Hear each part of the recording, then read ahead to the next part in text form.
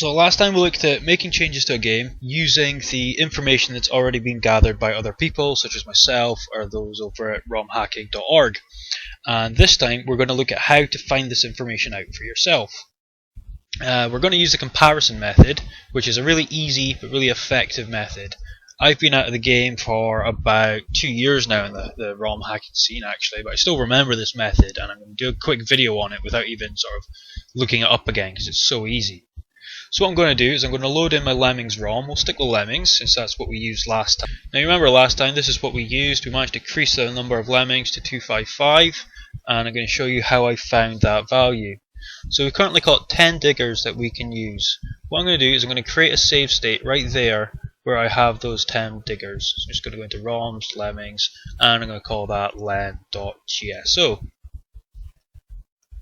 Right, now that I've saved that, I can go on and I can use up some of these diggers. So I'll just set a few people to dig, and that leaves me with 7. So I've used up 3 of them. Create another save. Make sure you don't overwrite the other one, and I'll just rename this one to GS1. So there we go. I'm going to close this, otherwise it will keep playing in the background and drive me crazy. Okay, so I've got my 2 saves, lem.gso and lem.gs1. I'm going to open up both of them inside my favorite hex editor, which is still hxd. And you can do that just by dragging and dropping. Now hxd has a handy comparison thing built in. You go to Analysis, File Compare, Compare, and it will default to the 2 files that you already have open, so click OK. And now what this is showing you is the difference between each file. So the top one is the GSO file and the bottom one is the GS1 file. Now there's going to be a lot of differences because there's lots of things that change in game. Even things in the background that you don't even notice, things like counters and timers and all this sort of stuff. There's also obviously the lemming positioning, that changes as the game goes on, and this is all reflected within the file.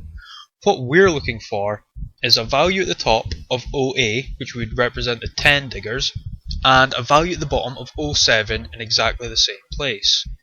And this would represent the 7 diggers. We know we have that in the GSO file and the GS1 file.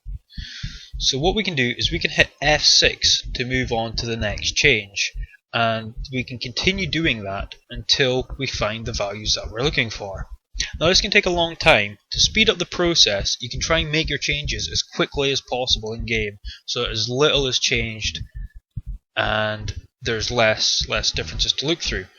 What I will do is I will fast forward this footage until I get to the spot, because it can take a wee while. This isn't the most efficient method, but it is very effective. You just need to stick with it, and as you get better at it, you will be able to do it faster. You'll know the sort of data patterns to look out for.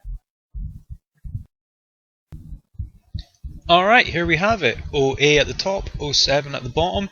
There's a good chance that this is our value. Of course, it's not guaranteed. It could just be a coincidence. Maybe there's a counter somewhere else that's went down from 10 to 7. We don't know until we test it. So what we'll do is we'll change this value in the GSO file. We'll change that to FF. We'll save that with Control S, and we will close it just to keep things tidy. And then we'll jump right back into our game. Let's load in our Lemmings ROM again. There we go, and load in the save state that we've just changed. Mega Drive, ROMs, Lemmings, and the GSO file. And you can see at the bottom there, the value has become corrupted in the graphics, which makes me think we've changed the right one. Yep, I can use up all my diggers, I see it going down, and I've definitely got a lot more than 10.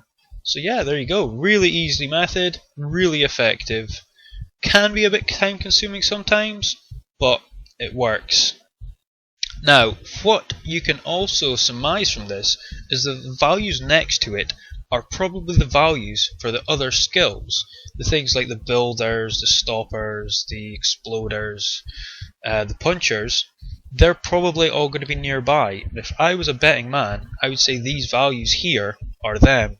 You can go on and check by changing the values there. I'm not going to, I'll leave that as something for you to explore, but it would be a pretty good guess, a pretty good bet.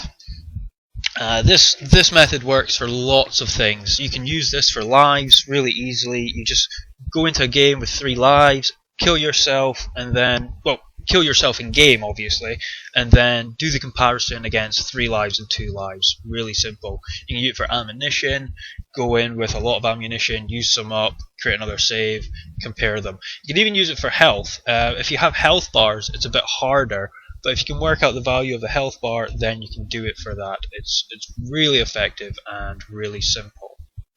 Alright, keep checking out my website, www.mybrogamesite.com, and check out other websites, romhacking.net, gamehacking.org, and just keep going, keep at it, and have fun. Cheers, guys!